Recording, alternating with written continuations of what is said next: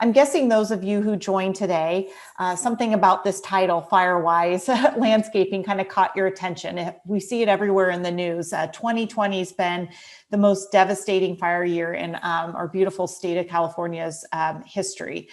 So it's something that's very relevant to all of us. And we've seen this because of extreme weather conditions, and a lot of our home developments are in an urban development, which is kind of in or near undeveloped wildland. So these two things have kind of helped lead to some of this unfortunate fire history that we're seeing. What does this mean to all of us? It could be a potential, or maybe for some of us, it has been a threat to our personal safety and our property. So it's something that's very real in our lives. So it's something worthwhile to get prepared for, since it kind of touches close to home. So tonight we're going to teach you some strategies on how you could reduce your risks. And we're going to share that information in two parts. The first part is going to be about your property, how to really harden off your home and to really reduce the risk of fire on your property, and talk about some personal safety aspects as well. The second part will be talking about how to create beautiful Firewise landscaping and making smart choices. And here to do that, as I mentioned, we have two speakers. First, we have Steve Danziger. He's going to be doing the first piece on talking about hardening your home. Steve has been a master gardener since 2015. He is a regular volunteer at our garden, which is our demonstration garden in Walnut Creek. And he's a regular presenter for our Speaker Bureau talk, which this is today, specifically on composting. And you might have seen him during non-shelter-in-place times at the Moragas Farmer Market at our Ask a Master Gardener table. Steve, his background related to Firewise Landscaping. Since 2018, he was elected the Moraga Orinda Fire District Board of Directors and is currently serving his second term as their president. Steve is a retired administrative services manager with the Oakland Fire Department. And prior to that, he worked for the National Park Services in Arizona and at Yosemite. Additionally, he is an Orinda Park and Rec commissioner and a member of the Art and Public Place Committee. And in his spare time, in addition to all that, he's also become a Recycle Smart certified composter. So Steve is very experienced and going to share all of his great knowledge with you. To cover our second part on Firewise Landscaping is Hedwig Broeck. She's been a master gardener since 2019. And if you receive our newsletter, News to Grow By, she is currently our editor of that newsletter. She inherited a passion for natural gardening from her Belgian mother. And she found herself moving around a lot during her professional life as a computer programmer. And her garden was really her safe haven, that place to relax and recharge.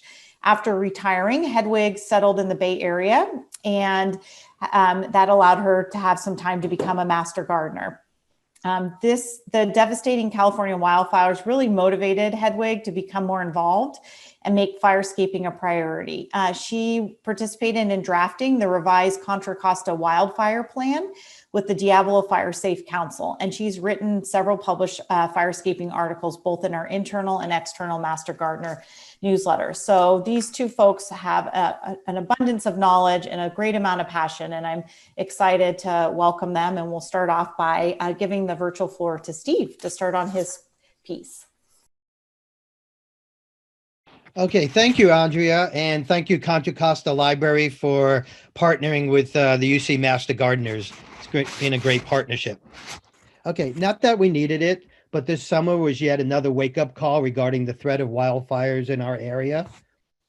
This year, 2020, has so far been the worst year for wildfires since California became a state and started keeping track. 5 of the 10 largest fires in California history have occurred in 2020.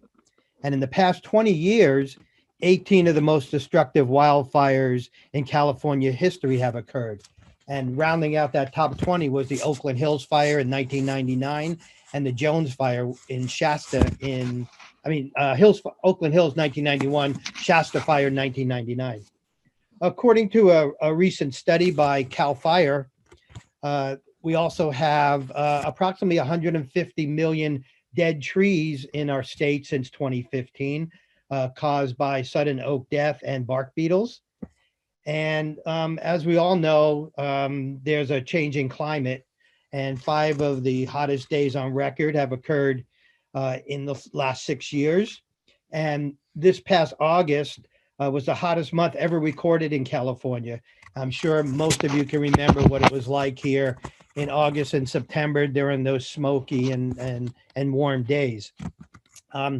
The statistics I have up from CAL FIRE about the 5-year averages and how many fires and acres. I created that slide about, maybe about 2.5 weeks ago. So when you're looking at that, since that slide was created, we now have recorded 9,700 fires, and it's 4,200 acres. And not on the slide is we've also lost over 10,000 structures. And so about 60% of homes that have been built in California since 1990 are in an area that we called Wildland Urban Interface, or WUI. And you're probably going to hear that a few more times during this presentation. So I just wanted to let you know what WUI is. WUI is a zone or transition between the wildland and the human development. Communities in a WUI area are at greater risk of catastrophic wildfire, and their presence in these areas disrupts the basic ecology of the wildland. Now, in recent decades, the WUI building in WUI has significantly increased, and it has implications for wildfire management. It creates environments where fires can move easily between structures and wildland areas. And, you know, some of you may be saying, well, I don't live in that kind of area, but this is really relevant to all the areas in Contra Costa County, not just areas that are heavily wooded. I happen to live in La Miranda, and so, you know, it is more heavily wooded, but wildland fires could easily occur in Concord, the hills of Martinez, the hills of El Cerrito. You know, if a fire started in the hilly areas, it could easily spread to more residential areas. But overall, the homes that are most at risk are the homes that are on hillsides, near wildland or open space. So as we all know, our fires now are bigger, deadlier, and we used to have a fire season, but in the fire service now, they just say fire season is all year round. This is the new normal. And we need to learn to live with the threat of wildfire and try to take steps to reduce the threat. So our presentation today is divided into 2 different sections. I'm going to talk about hardening and defensive space. And hardening, and what my co-presenter Hedwig is going to be talking about. She'll be talking about the firescaping part of hardening. I'm going to talk about the other parts. And hardening itself is taking the appropriate steps to improve the chance of your home and structures withstanding ignition by wildfire, embers, and other factors. You're going to hear the term defensible space numerous times today. Creating and maintaining defensible space in an area up to about 100 feet from your home is a way to harden your home and your property. After I'm finished my part, Hedwig is going to talk about firescaping, and that's where landscape design is used to reduce your home and property vulnerability to fire. And Hedwig will be talking a lot more about that.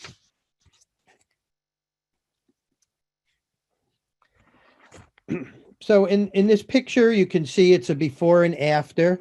The photo on the left is a property before any defensible space was created around the property.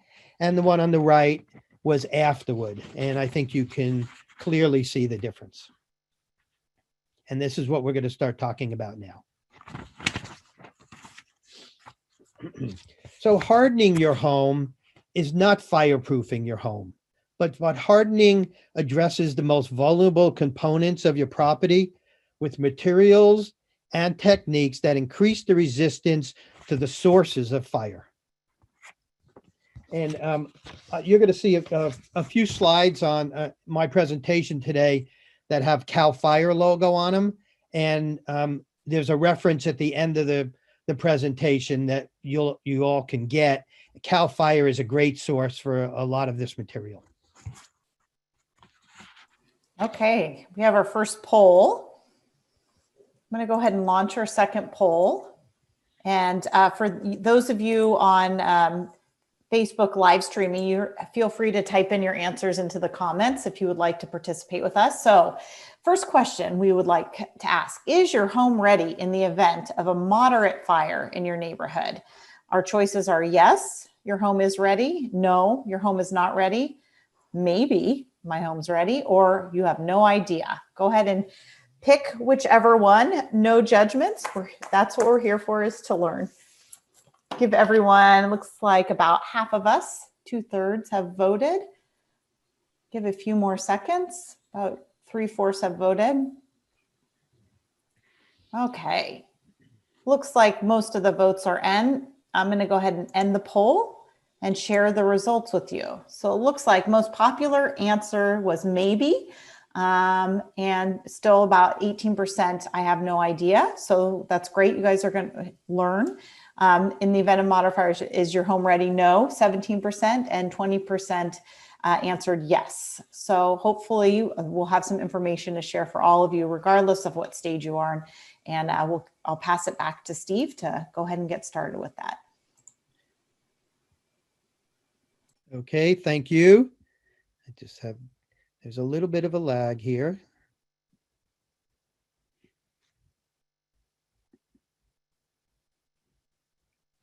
Okay, so from the poll, 20% of you thought your house was ready for a moderate fire, and that's great. So I'm going to be talking for all of you, but that other 80%, hopefully you'll get something out of this talk. First, as background, I want to talk about the 3 types of risks to your home may be exposed to during a wildfire.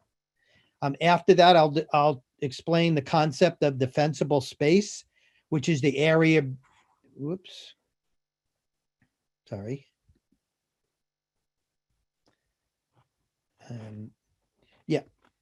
is the area between your home and an oncoming wildfire.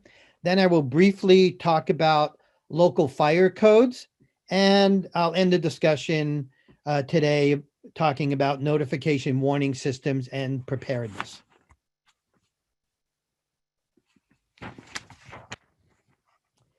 In order to prepare and protect your property from wildfire, it will help to identify the 3 main ways that your property can catch on fire. They are direct flame, radiant heat, and embers, which is also called firebrands. Now, understanding that these are the threats can assist in critically evaluating where you may need to focus your attentions when you prepare your property to make it more fire safe. So first, I'd like to talk a little about direct flame.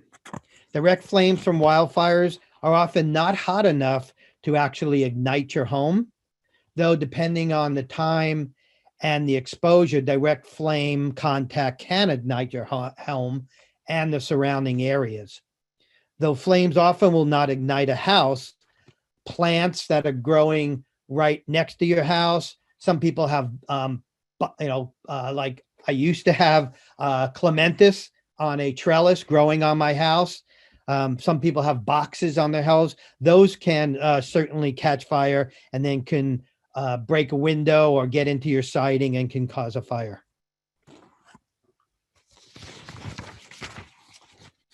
Radiant heat is heat generated from burning structures or vegetation, and it can be hot enough to ignite a house without direct flame contacts. This is particularly challenging in densely populated areas and subdivisions where heat from one burning home can ignite the next one and can create a chain reaction. This is a type of fire that occurred in the Coffey Park area of Santa Rosa not that long ago.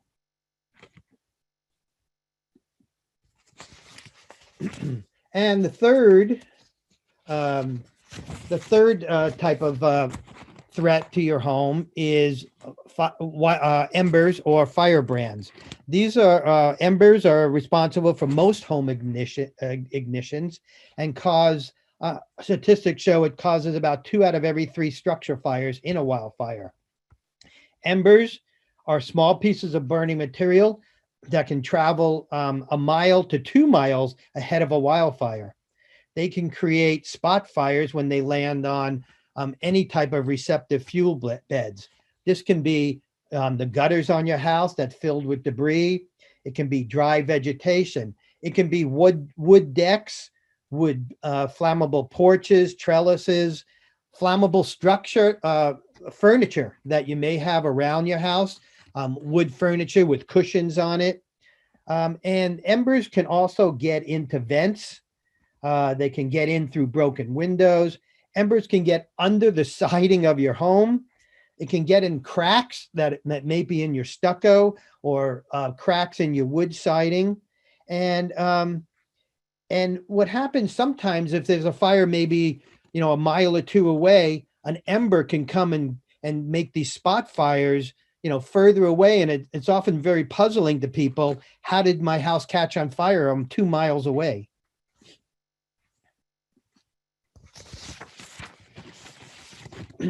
So I mentioned earlier about defensible space. There are different definitions that people use for defensible space. And today we're going to be using 3 subzones of defensible space, which is appropriate for Contra Costa County where we live. If you live in a very heavy forest area, like up in the mountains, they have a different definition. But for here, we're going to use the 3 zones. And it basically covers the zone from your home out about 100 feet. And that's also called a home ignition zone. And the idea in defensible space is to interrupt the path of a fire and to slow it down coming towards your home until firefighters can arrive. The basic concept is you reduce the possibility that radiant heat will build up on your property. And also the idea is to reduce the potential that embers and flames will ignite vegetation or other items adjacent to your home.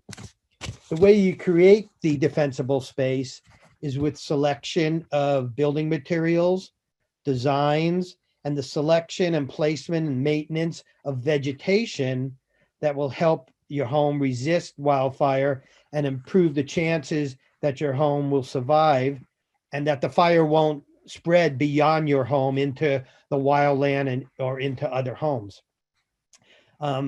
When my co-presenter Hedwig does her program, she'll be talking about the vegetation aspects of defensible space. So today we're talking about the 3 zones. So zone 1 is the zone which we like to call the non-combustible zone. And that's the zone from your home out about 5 feet.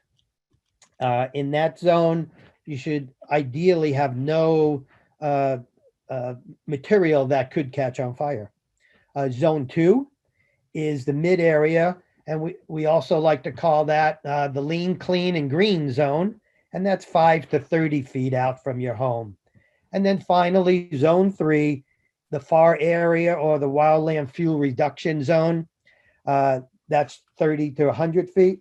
And I understand that not everybody, may have 100 feet of property. So you would adjust accordingly in creating and maintaining this type of defensible space.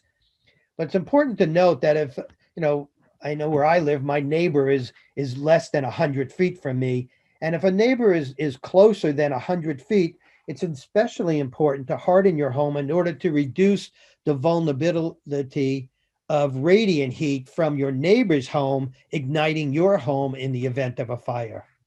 And the ideal situation is if you can coordinate with your neighbor to provide some defensible space. So now I'm going to just talk a little bit more about the 3 zones.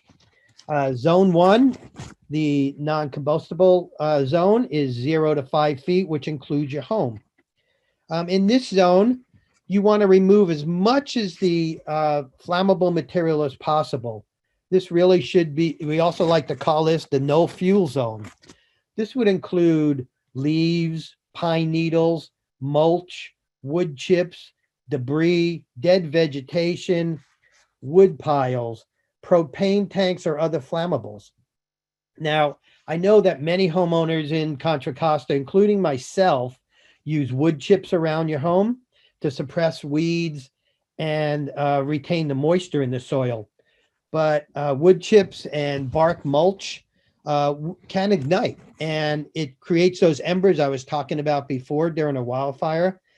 So, you know, I still have wood chips around my house, but I don't have any within this first 5 feet. If that's too much, if you have them around your house, you really should think about at least moving them back 2 feet.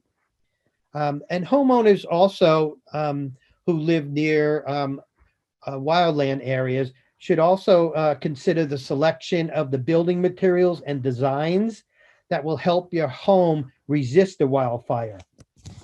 Most older homes, you know, there's many homes where I live here built in especially the 50s. Most older homes like that had vents on them, and the vents used to be about 1/4 of an inch in the screen that's on the vent. But now it's recommended that venting on a house be at 1/8 of an inch or less, or use ember resistant vents. And the photo on the upper right is an example of ember resistant vents. In any new construction, at least in my area and other areas throughout the county, new construction and renovation projects of a certain size are requiring houses to be retrofitted with these type of vents. I'm getting ready to change out the vents on my house, and though it's not, though it can be a little bit costly, I think it's worth it with the investment that we all have in our homes. Especially since embers are the most common way that a home can burn. These vents, just to give you an idea, a regular vent that you could go buy at a hardware store for your home, I'm going to say cost less than $5. These type of vents could range anywhere from $20 to $30 each, depending on the size. And they have a special type of screening material, and many of them have a paint on them that expands when it is exposed to heat. Besides embers entering through the vents, embers can also land on your gutter, and especially if your gutter has a receptive fuel bed. So the photo on the bottom there shows a gutter that has leaves in it and debris, and it also shows a gutter that has a leaf guard on it. Regularly cleaning your gutters is important. I installed in my home just last year these leaf guards. Not a huge expense really, but it saves me from going up on the roof. My wife likes that too. And as a master gardener, we can't give you product names for either the vents or the gutter guards. But if you go on your computer and just put in ember resistant vents or gutter guards, you'll have plenty of choices. Okay, the next zone, the 5 to 30 feet zone. This is one we like to call the lean, clean, and green zone. My co-presenter Hedwig will be talking more about this as well. The goal here is to eliminate any connectivity between islands of vegetation and your home. The lean is an area directly at your home. I'm going to be talking about fire code soon. A fire code addresses much of this. Very important in all these in defensible space, but particularly in this area is what we call ladder fuels. A ladder fuel refers to a live or dead vegetation that it will allow a fire to climb up from the ground up into the tree canopy, where it's much more difficult for firefighters to fight a fire. And also if your tree canopy catches on fire, it's more likely that the fire can get onto the roof of the house. This is called a laddering effect. So any type of material growing below your trees, tall grass, shrubs, dead vegetation, another tree leaning against a tree. And the idea here is to create a distance between the fuels on the ground and the tree. So ideally, any branches in a tree should be pruned up 6 feet from the ground. And if there's a shrub that you want to save under a tree, you should go from the top of that shrub up 6 feet, and branches should be removed. Another way to look at this is when we talk about ladder fuels, is to go up 3 times the height of the shrub that's under the tree. Now, if you're going to be cutting tree limbs or shrubs, as a master gardener, I would tell you that you should be aware of the correct time, the season for cutting your branches. I've been waiting for the winter to trim up some of my redwood trees, and so that'll be coming up here in the next couple of months. And also use the proper pruning methods for pruning your bushes or your trees. And there's plenty of resources to look at that. The next area, I said it was the lean, clean, and green. The clean area is to remove all the dead vegetation. So it's think of it like outdoor house cleaning. This is an ongoing process, kind of like your house. You don't just clean it once and everything is fine. So you want to just, constantly be out there, especially in this 5 to 30 feet area, and clean up all that dead litter. And then the green. Hedwig, I know, we'll be talking more about keeping things green, but in a hot enough fire, all material will burn. But it's important to keep it green and plant with plants, keep them irrigated, and maintain plants that have a high water content. And finally, the last zone, which is the wildland fuel reduction zone. This is a zone where you want to try to reduce the energy and the spread of the fire by eliminating what we call continuous dense vegetation, both vertically, so those ladder fuels, and horizontally, so the space between the trees. If possible, trees in this type of area should be spaced about 10 feet apart or more. And that's in the flats. And on a slope, since fire will usually travel upslope, you want to have more of a spacing between your trees. And you do want to cut your weeds and your grass.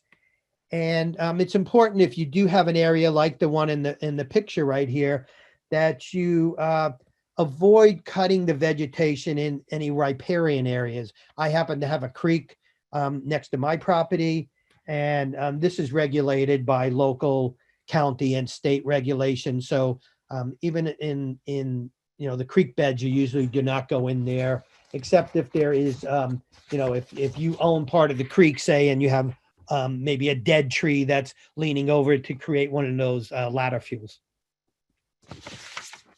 So in summing up defensible space, I know it's a lot to take in, but just to sum it up, we have the 3 R's you can think about, which is removal, reduction, and replacement. And remove those ladder fuels I was talking about, the dry, dead, overcrowded plants. Remove the debris from your roof and from your gutters, the mulch next to your house. You want to reduce the fuels near your structure. And if you're thinking about replacing fences, trellises, any kind of other structures near your house, it's highly recommended now, especially if you live in an area that's more of high risk area, that you replace it with a more non-flammable material. There's different products that are not wood. So and also that, and so I do want to mention about in 2008, the state of California was the first state in the union to implement new fire resistant building standards for the whole state. And these have been incorporated into local codes as well. Interesting fact is that in the 2018 Camp Fire, which was the fire in Paradise, 18% of the homes built prior to 2008 were undamaged, and homes built after 2008, 50% of those homes were undamaged. So defensible space works, but it's important to remember that it works, but just like house cleaning, you need to maintain it at all times to make sure that it's going to do its job. So dispensable space, like I said, is important, but don't forget your home as well to make it as fire resistant as possible. I'm just going to briefly talk a little about fire codes now. I have on the screen there, this happens to be the Moraga-Orinda Fire District Code, but everywhere that anyone who's watching this lives, you have a fire code. And every 3 years, every jurisdiction in the state of California changes their fire code. Every city, every town, incorporated, non-incorporated, and you can find your fire code on the website of your local fire agency. What happens, the reason that fire codes are updated every 3 years is to account for changes in technology, changes in the climate, and changing in the building industry. And just, I wanted to let you know that right now is the time when all of us are implementing a new fire code. And here in Moraga-Orinda, we just implemented it in October, and it's kind of phased in. So it's part of it in October, part of it will take effect January 1st, and actually part of it that I'm going to tell you about in just a minute will not take effect for a couple of years. But let me tell you some of the new parts of our code, which you may be seeing wherever you live as well. So brand new is no bark or organic mulches within 2 feet of a structure. All Monterey pines and eucalyptus within 6 feet of your home have to be removed. Also, any home that is being sold requires a exterior fire hazard inspection prior to the sale, and that will be done as part of the title company search. And here's a really big one that's spreading throughout Contra Costa. I know we're doing it in La Morinda, and I'm not sure where else is doing it right now, but this is the one that has to be done by 2023, and that's the removal of all juniper and bamboo within 10 feet of any roadway. Juniper and bamboo, extremely flammable. On my walk today in my neighborhood, I'm always looking at these things. Probably, probably a third of the homes that I saw will have to be removing juniper from their yards. And also the fire code is what regulates when you have to cut your weeds. I think most places here in the county send out postcards or notices any other way, and it tells you when your property has to be in compliance with the local code. These local codes will apply to all single-family homes. All right, we have another poll. Thank you, Steve, for that great information.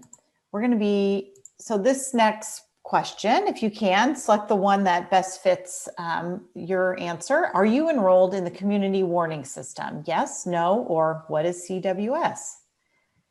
And this kind of is a nice segue into Steve's next part, which we'll talk about staying informed and helping with personal safety as well. So I'll give everyone, you guys are filling up the poll pretty quickly. So go ahead and take some time if you haven't already. Looks like It's slowing down. I'll give a few more seconds. And while I give folks a few more seconds to finish up, we have our Q&A session, first one, coming up in a little bit. So if you haven't already done so, if you have any questions for the information that Steve's been talking about, go ahead and plop those in the chat box, and we'll be sure to get through as many as we can at the end of Steve's section. Okay, I'm going to go ahead and end this poll and share the results. It looks like 78% are enrolled. Wow, you're an informed bunch. That's awesome. 7% are not, and 15% are wondering what is the community warning system. So for those who aren't enrolled or wondering what it is, I'm going to pass it back to Steve, who will tell you just that and some other great ways to stay informed. Thank you, Andrea. Well, that's just great. You know, countywide, I just got the statistics from the county last week. Countywide, less than 40% are enrolled in the community warning system. So let me tell you about notifications. The community warning system is generally used for life-threatening incidents, also called CWS. It can connect you in different ways. You can get text, you can get emails, you can get it on your landlines, your cell phone. And the community warning system that we have here in Contra Costa was the first and the largest one ever set up in the United States. And it really is the model for the rest of the country where they have these type of systems. If you have not signed up, and some of you haven't, some of you don't know what it is, you can go in there and you can sign up yourself as well as all your family members if you have their cell phones or email addresses. It's really important to sign up for this. This is how you're going to get your warning in the event of a major incident. Now, there's two other notification systems that I want to talk about as well. One is called Nixel.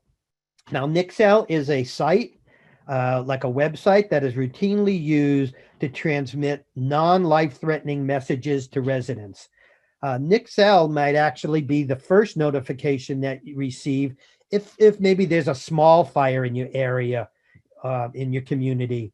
It's also what local governments in Contra Costa use to inform residents if, say, there's a tree down on a road, if there's road work going on. And here where I live, our fire district is doing some prescribed burning, and they're notifying through the Nixel system that there's going to be smoke in the area because they're doing these burns. So all you need to do to sign up for this is to text your zip code to 888-777. You'll get a few questions to answer and you're signed up. The next one I'd like to talk about is PulsePoint. Now, PulsePoint is a free app that runs on your phone. So you have to have a cell phone for this one. And the app can be set up to follow your local fire service provider. And so you have to know, where, if you live, a lot of the county is Contra Costa Fire. Here in my district, it's MOFD. Lafayette is Contra Costa Fire. There's East County has their own. So what you do is you just go in, you just download or upload whichever it is, the PulsePoint app. You just follow what it says to do. You click on your local service provider, and so then you'll get notices through PulsePoint when you can set it up anyway. You can get notices or you can go on and look. So when your local fire district is dispatched to an incident. So what's really cool about this is, so let's say you're in your house and you hear a siren and you say to yourself, wow, that siren sounds close.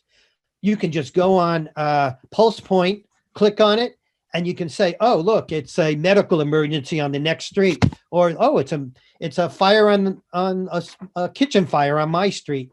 And what's really cool about this too is not only can you see, not the exact address, it'll just show you the street, but not only can you see where they're going, but if you click on this little radio icon, you can actually hear the live dispatch between the people at the scene and the dispatchers. So you can hear them talking. You can hear them say, we're on scene and this is what we see. So very cool, especially if you're into that kind of thing, which I am. So And finally is, I would be remiss, being the director in the fire district and also giving you this information, if I didn't just talk a little, one quick message here about being prepared for emergencies. It's important to be prepared. You've probably all heard, my audience here seems very informed, with so many of you signed up for CWS. You probably all know about go bags.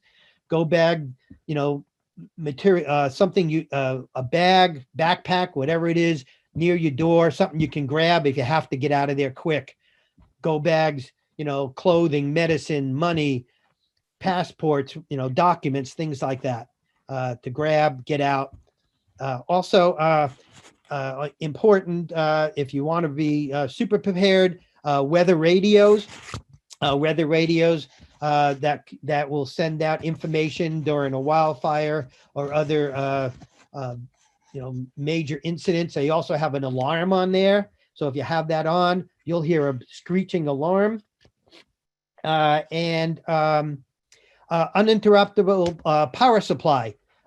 This power supply, as long as your internet is on, and the towers haven't gone out, an uninterruptible power supply, which is, I'm just going to give you the numbers. I don't know if you'll remember this, but a 450 VA UPS, it can last 18 to 24 hours. It can run your internet. These are relatively inexpensive. You can get them for about $100. I also want to mention CERT. I completed the CERT class at Citizens Emergency Response Team. I went through it here in La Miranda just last year. Teaches you how to be prepared, and also how to help your neighbors in case of an emergency. And then finally, I want to talk to you just quickly about Firewise USA. That's a program of the government. It's part of the Forest Service, Department of the Interior, and it's a coordinated program with guidelines for neighborhoods to work together in order to reduce wildfire risk. In our area here, maybe 5 years ago, we had, I'm going to say, maybe 2 Firewise neighborhoods. Right now, we're up around 20 and more going online all the time. I know this has been very quick. And finally, just the key takeaways. If you can, do that fuel mitigation work, and not only do it, but when you create it, you need to maintain it. Be aware of your local fire code requirements. And, in most places here in the county, you'll be receiving information usually on a postcard or email. Most of you are signed up for the CWS, but I would recommend everyone be prepared. Have your own personal plan. What are you going to do in case of an incident? That's not the time to start looking for papers and grabbing your photos and passports and things like that. And if you can, very important, a good way is getting to know your neighbors, especially if you have elderly or disabled people who don't have vehicles. Get to know your neighbors, and they teach you in CERT to help out the neighbors on each side of you if you can. And everyone out there, stay safe. Thank you very much. Bye. All right, we're going to go now into our first question and answer session. Steve, we have a number of questions. We're going to get to as many as we can. So I'm going to start with some of the first and work our way down. So first is about a question about a wood deck. This participant said they have a wood deck in the non-combustible zone. How bad is that? They want to know. What should they do with that? Well, if it's old and needs replacing, fire departments, fire districts suggest replacing it with non-wood material. There's a lot of different products out there. But if it's wood, I have some wood decks around my house. I just keep them maintained. I keep them. I use a stain material on them. There's some materials you can put on them. It's not the best to have. Keep them clean of debris. And then, like I said, especially that goes for fences also, and trellises, things like that. If you're going to have them, keep them well maintained. And if you do need to replace them, think about replacing them with non-wood product. Okay, great. Thanks, Steve, for those tips. Somebody, one of the participants said they have a small brush pile that they keep close to their house, or wondering if they could keep close to their house for wildlife habitat. And is that safe or not? No, you should, you know, I had one too for, I had a quail, you know, I forget what you call it for quail, like a blind maybe, where I had a bunch of wood kind of prunings piled up, and I removed that myself. No, it's a receptive fuel bed. Then it really, you know, if you have to have it, I would move it as far away from your structure as possible. Okay. I mean, that also goes for wood piles. You know, a lot of people like that if they have you know, wood burning fireplaces in their home, they like to keep that wood pile close. I know, because I have one also, and you know, especially on the cold and rainy, you know, winter evenings, you don't want to have to run far. What I do is I just keep a small amount of the wood close by my house, but I keep it in a metal.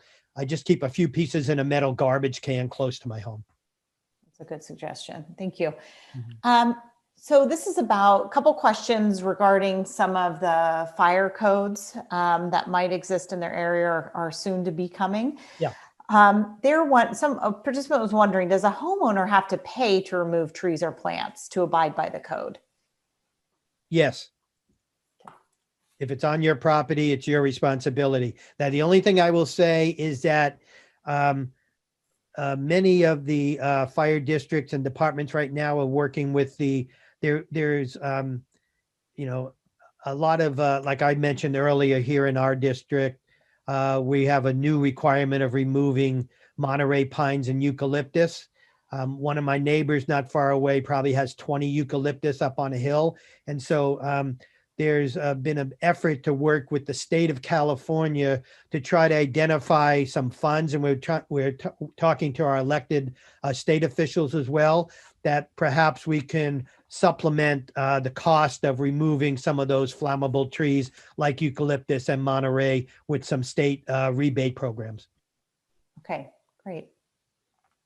The other question about the regulations are, there's mention about the code requiring juniper to be removed 10 feet from the road. Is there any rule about how far that needs to be removed from the home?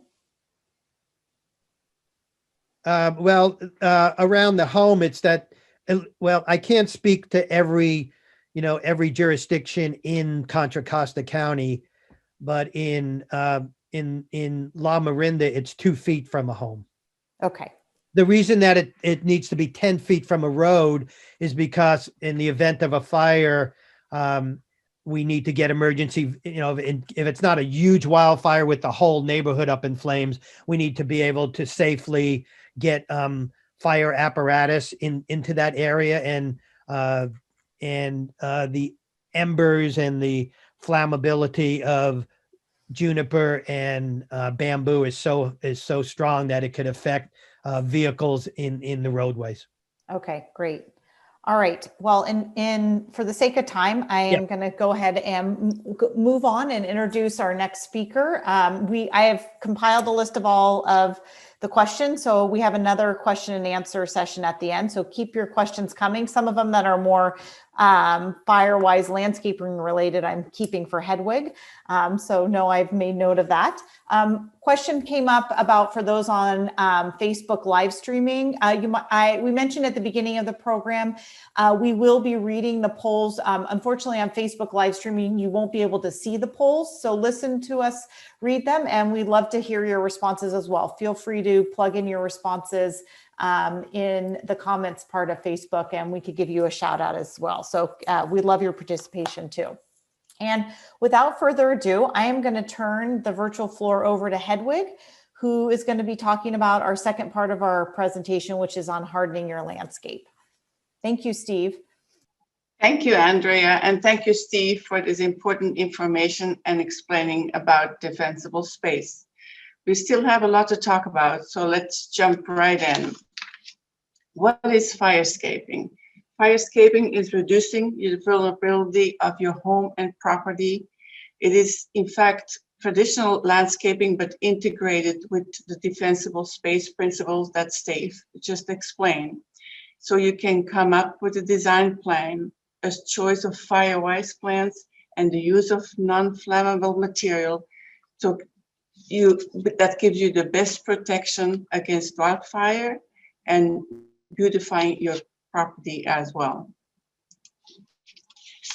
There are 4 key components to protecting your landscape. The design plan itself, the maintenance, which is important before, during, and after implementing your Firewise garden, the choice of plants and the placement of plants, and then finally, you getting involved with your immediate neighbors and preferably with your whole neighborhood. So what size should my defensible space be? Good decisions depend on location, slope, and vegetation.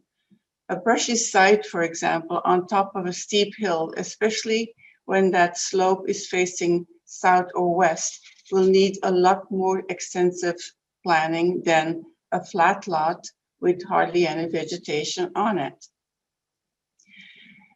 Zone numbers can be confusing at times, and their measurements as well, because the steeper the slope, the further apart we need to plant our plants, and consequently our defensible space will become bigger.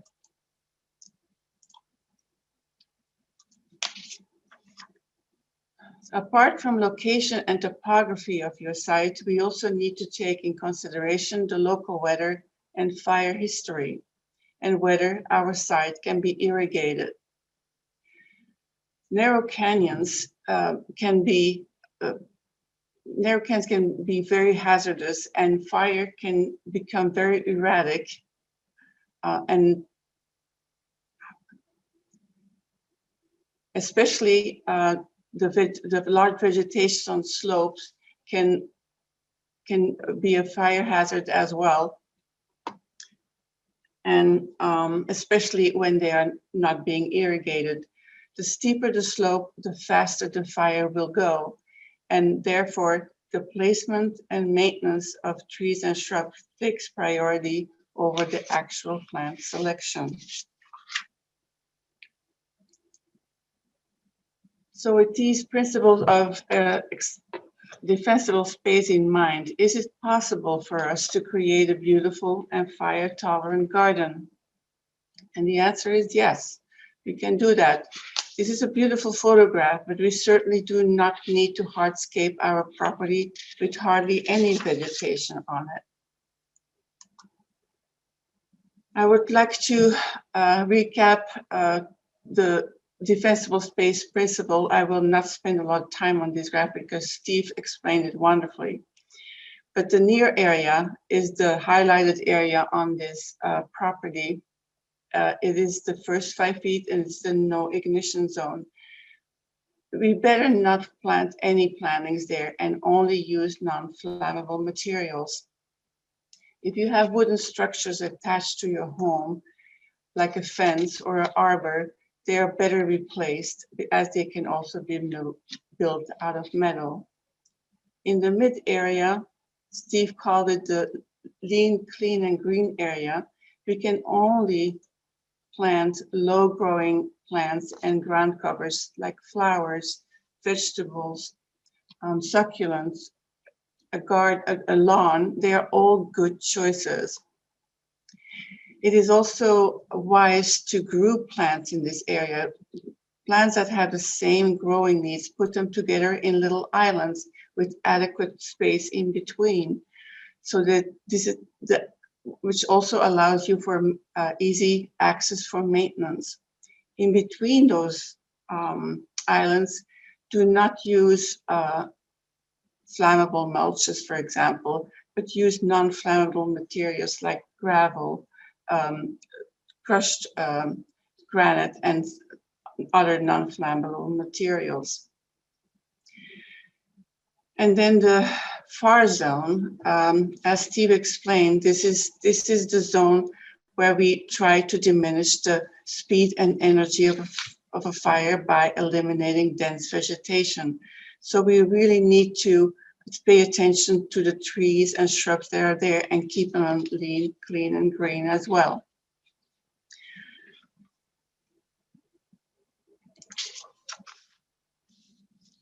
So let's talk about hardscaping a little bit more. In your landscape, you have softscapes and hardscapes. The softscapes are the plants and living elements in your garden, and the hardscapes are the non-living elements in your garden. Like the list here on the left of this photograph: boulders, rock, water, stone, concrete, that we use for driveways or walkways, retaining walls, and so forth. These non-flammable materials don't only work as a fuel break, but they also really can beautify your property. Like in this photograph of the Bueller home in Orinda, which was designed by Frank Lloyd Wright more than 70 years ago. As you can tell, there is a concrete apron, and this continues around the whole main house, and a lovely koi pond lined with big boulders and more concrete and even glass. You can also tell that the vegetation has been kept well maintained and well irrigated, and there's nothing against growing against the siding of the house or touching the roof.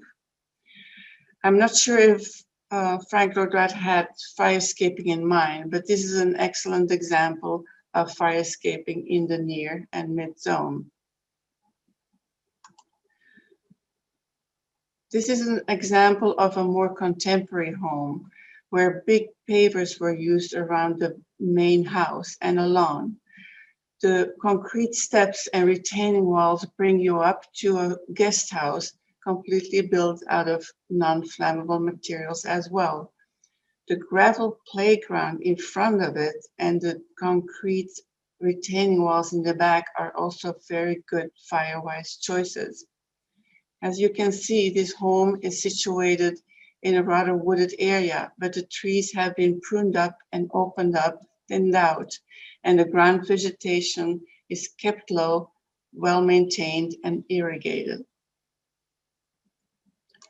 The third example is a rock garden. This belongs to a more traditional Mediterranean home, and it hides a very steep driveway that you cannot see, but that definitely function as a fuel break. The plantings were kept low and well maintained, and the stone steps, together with a combination of big stone and smaller stone in between the plants, is also a very good choice for a Firewise garden and very complementary to this style of home. And here are some more flavor pictures of hardscaping. We talked about the body of water earlier. A swimming pool can do the same as a fuel break. And large rocks can be used for dry riverbeds or succulent gardens. Succulents love to lean against rocks. And shade structures, fences and gates are better built out of metal.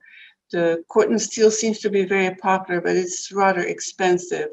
But on the second row, the second picture, there they used a combination of wire fence, but also cement board as a privacy fence close to the house.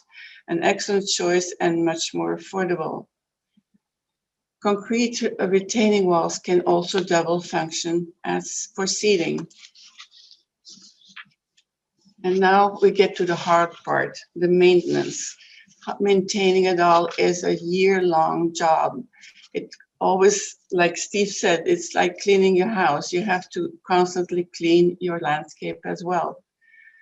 Top left shows you a poorly maintained landscape where the vegetation is all the way to the siding of the house and on the roof.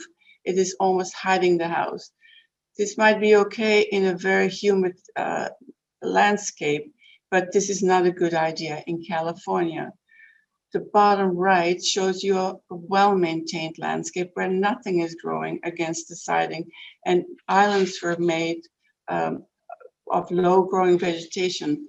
The one specimen tree is nicely pruned up and the green, the top part is not touching the roof at all. Yes, we do need to keep everything lean, clean, and green. We constantly have to remove dead vegetation, prune our trees, and open them up and space them well so we follow the rules of defensible space. I see manzanitas a lot in our gardens. They are beautiful trees, but over time, they only go green on the top, and a lot of dead little leaves form underneath. We need to clean them up and remove the dead branches. And actually, when it's well done, these trees almost become like sculptures. The bottom picture shows you an example of a steep slope down with very mature oak trees that were nicely trimmed up and opened up as well. There's only a little layer of vegetation on the ground, and actually oak trees like that, it's so much better than weeds. This homeowner has also worked together with her neighbor in keeping their fences free of vegetation and wind-blown debris. This is a picture of the same tree, once before maintenance and once after. And doesn't this tree look so much more attractive when it shows the trunk and the lower branches?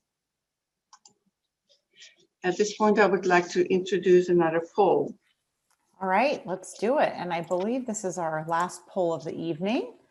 And again, those on Facebook live stream can put your comments in, and we'd love to hear from you as well. I'm going to launch this poll. Here we go. Please select the answer that best describes your home's current landscape. Is it, I've created a Firewise garden and in doing so have implemented all the principles of defensible space? Or is it, I'm in the process of converting a traditional landscape into a more Firewise landscape? Or is it, I'm interested but haven't done the work yet? Go ahead and tell us what seems to be most relevant to you and your home at this time. We have about 2/3 that have answered, and they're coming in rapidly. So we'll give folks a little bit more time. And again, as Hedwig talks, please feel free to add in your questions to the chat box, and we'll have one more question and answer session at the very end. All right, it looks like the votes have stopped coming in, so I'm going to end the poll and share the results with all of you. So 5% said that they have implemented all principles of defensible space. So bravo, that's amazing. 59% was the most popular response, saying that you're in the process of converting into a more Firewise landscape, and 35% are interested but haven't yet done the work. So that's your audience, Hedwig. I'm going to stop sharing the results. Well, that is amazing, actually. I'm so grateful that so many people are really in the process of converting a traditional landscape into a Firewise garden. I love it. Now we get to the third key component of firescaping, which is plant selection. And unfortunately, there's no such thing as a plant that does not burn. With enough heat, everything burns. Ideally, we would like to use California native plants for your plantings because they are best adjusted. They are very adapted to our landscape. They require much less maintenance, and they are drought resistant and water wise. Unfortunately, many are also not Firewise. So we have to do our research carefully. And there is a lot of ongoing research of preferable and hazardous plants going on. Unfortunately, a lot of the published lists are not science-based, and information is not available yet. I hope over time more information will become available. But tonight I will share with you a handout of a selective list from the Diablo Fire Safe Council, maintained by Cheryl Drinkwater. It contains 280 fire tolerant plants, and is a list that is still there's still plants being added every day. I also share a few useful links of websites. For example, Firewise Marin has both preferable and hazardous lists with beautiful pictures added to it.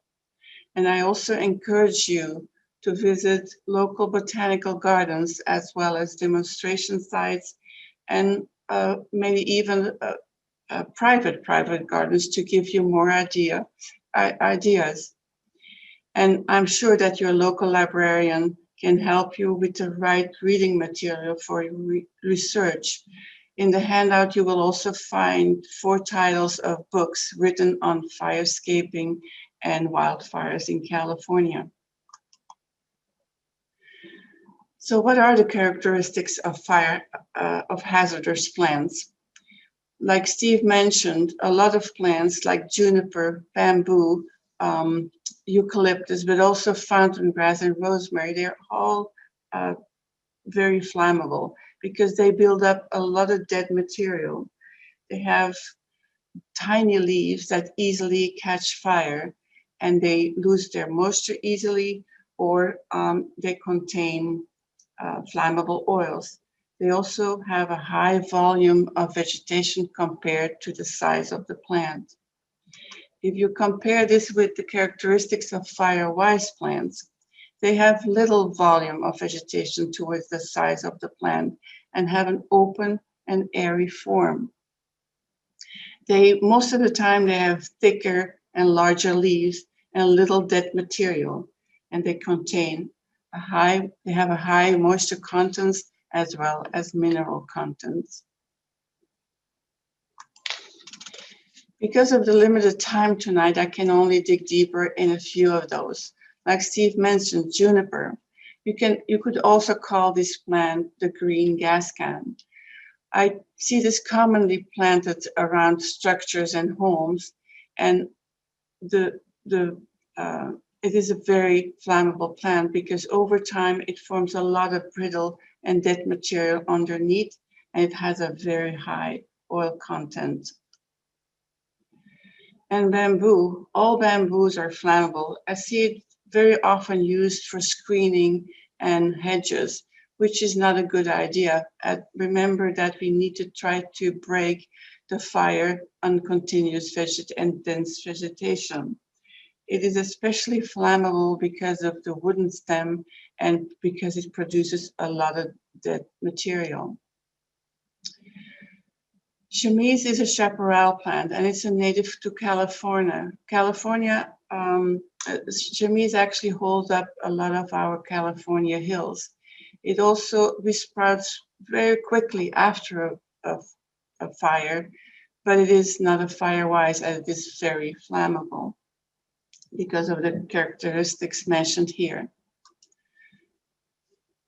Western redbud is one of my favorites. It is not only a very attractive tree, but it is also very desired by wildlife, especially birds. It is also very often used as an alternative to prunus. There's several varieties of monkeyflower, which is also a California native. It is a very a firewise. All of the varieties are firewise, and in the springtime it produces a lovely and dense display of yellow flowers. And not enough can be said of succulents and cacti. They are very well adapted here in California, drought resistant and water saving, and it's pretty amazing that they can contain up to 80% of available water in their leaves and stem. Every time I drive by the Gateway Emergency Exhibit Center, I'm reminded of wildfire. We really have to get involved and protect ourselves from ourselves and our neighbors. On the photograph on the left, this was a house that burned down earlier this year in Orinda. My friend Master Garden lives next door, and she had to evacuate in the wee hours in the morning, not knowing whether her house would survive. It was a devastating experience. Luckily, our home survives, but it was even more devastating for so many Californians who lost their homes and property this year, last year, and many years before. The photograph on the right shows you the same lot with completely leveled down at the cost of the homeowner, who has now a lien against this property. Because this fire happened due to negligence. If you see situations like that, please report it. And when it comes to wildfires, not a single person can make a neighborhood safer. We all have to get involved with our neighbors and our neighborhood. It asks a lot of volunteer effort and time, because now defensible space principles are extended to the complete neighborhood. Steve mentioned Firewise community. Obtaining Firewise community is a very good idea, especially in rural areas.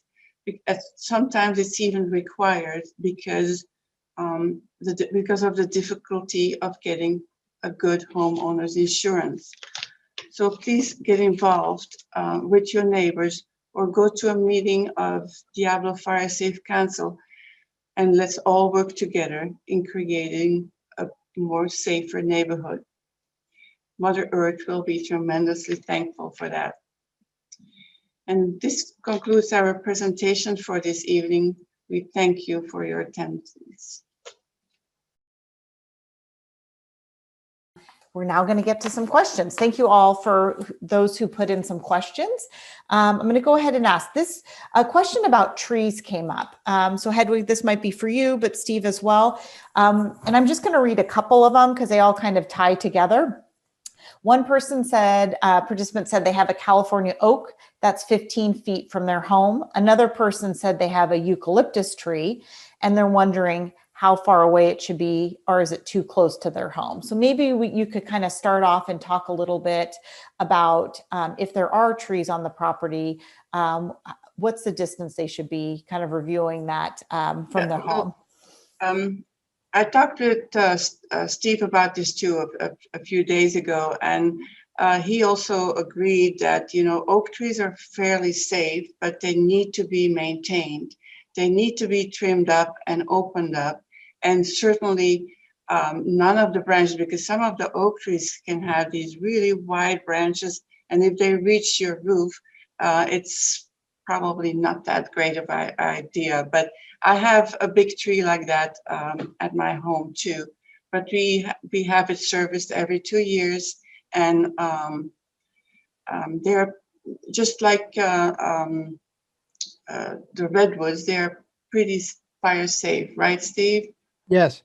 And I would say on the eucalyptus should be a minimum of 6 feet away from the house.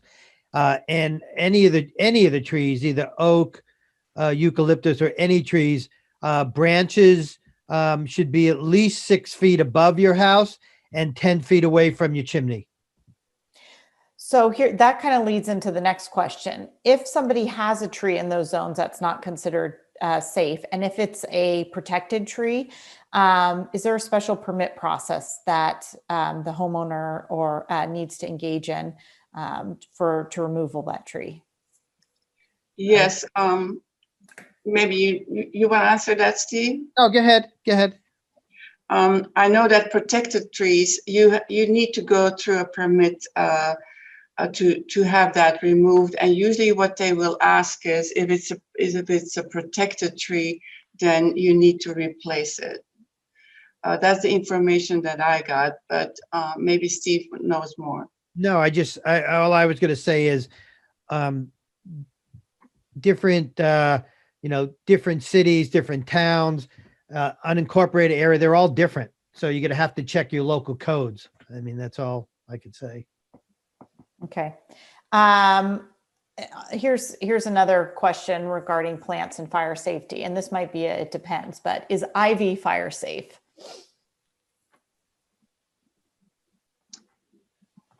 I didn't get that one. Sure, I'll repeat it. Is ivy fire safe? I think that's a question for the help desk. Okay. I would, Ivy, yeah. I would probably say if it's well maintained, I mean, if you want to have ivy, I mean, there's a lot of it around. I think if it's well maintained and green, it's okay. Should still be, you shouldn't have it right around your house or on your house. But if it's well maintained and green and not a lot of dead, I think the problem that happens with ivy is you don't know what's going on kind of Underneath. underneath Yeah. the understory there with the dead material and, those receptive fuel beds. So it's hard to say, but I don't know of anywhere that has a prohibition against ivy. Okay, great. All right. So there are a lot of things and suggestions made to protect your home, which are great. For someone who doesn't want to spend a lot of money, is looking for what are the main big things they could do? I'm on a budget, or I don't want to spend tens of thousands of dollars. Can you kind of tick off what will be the top things to focus on? I think the top thing to focus is your immediate area of the house. I would remove plantings there. It's okay to have a pot at your front door or something, or have some succulents with rocks. I think that is okay, but it is best to keep that completely free of plantings. And if you open up your yard, like I mentioned, put the little islands in with non-flammable materials in the middle. It doesn't need to be expensive. When you work with rock and boulders, it can become expensive, but there's also non-flammable materials that you can use instead of flammable mulch to still keep it very beautiful. Great. So in that zone you're talking about removing, is that 0 to 5 That would be feet? the near and the mid area, yes. The far area, if you have a lot of, live in a wooded area, you have to have a tree service come regularly to the house because you cannot maintain that all by yourself, I believe. Okay. And speaking of mulch, you mentioned mulch. What would be can you just review, somebody had a question to review, what are kind of more Firewise mulch options or options to mulch? Well, crushed granite is very beautiful, but also gravel and rock. And there's mulches, you can find out which mulches, there's like a writing on the hazardous of certain mulches. So there's research on that one too. So you just choose the least flammable. Okay. One participant said they live in a townhouse, so very small amount of garden space. They're wondering, should they only have hardscape? And what are some options that could provide greenery and be Firewise? Well, as I mentioned before, around the house, not against the house, not against the siding of the house, of course, but you can do flowers and vegetables and succulents. They do very well there. And, you can put it in raised beds, for example, and make it attractive that way. Okay, great. So pots and some succulents are good options. Okay, great. Let's see. A couple questions came in regarding the fire department and local fire agencies. The question is, will fire departments or local agencies in Contra Costa County come in and give advice on how to make your home more Firewise, which trees to remove? Do they provide that type of service for homeowners? I think you're going to have to check with your local fire agency. Okay. They're all different. I really, they're all different. So, and it depends on the type of, what part of the year it is. During the summer, highly unlikely that any fire agency will come out and do that. But if I think some of the towns, you just need to call them and ask them if they do that or not. Okay, that's good recommendation. And let me just say this one last thing. Hedwig and myself both talked about becoming Firewise. If you're if you're becoming a Firewise neighborhood, going through the process, which you need at least 8 homes to do that in the general vicinity, then your local fire agency will come out and do a review for you. Okay. Yeah, and I can add also that Diablo Fire Safe Council, Cheryl Miller, she is a coordinator, but also a catalyst in getting projects started in neighborhoods. And sometimes she even has the funds for it. So it's a great way to get involved and maybe go to one of their meetings. Great, good suggestion. Okay, a couple more questions before we say goodnight. Where did that? Question was on what is the typical house-to-house radiant heat ignition distance, like as what happened in Coffee Park? I really don't know. I don't think I can give you an actual number. I really don't know the actual distance. Okay. If the person who asked that question is still on, if you want to put your email address in the chat box, we could research that and get back to you. Yeah. Let's see. Going down my list, fences. Are redwood fences considered, are they flammable? That was a question that came up a couple times about fences. Redwood is fire resistant, but not fireproof. So, I have a redwood fence. I have redwood decks.